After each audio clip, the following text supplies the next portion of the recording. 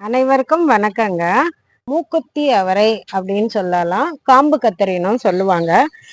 அடுத்த வாரம் உங்களுக்கு இல்ல காய் வந்துருங்க. நான் உங்களுக்கு காட்டுறேன். போன வருஷம் நெறைய வீடியோ குடுத்துருந்தோம்.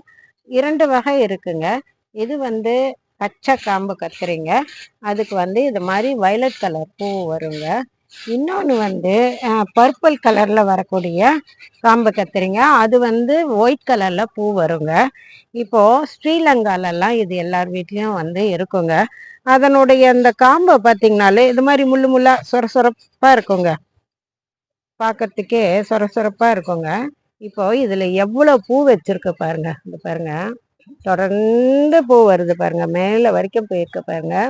இந்த வித இது காம்பு கத்திரியை இலசா இருக்கும் போதே நம்ம சமைச்சிடணுங்க. பொரியல்லாம் பண்ணா ருசி ரொம்ப நல்லா இருக்குங்க.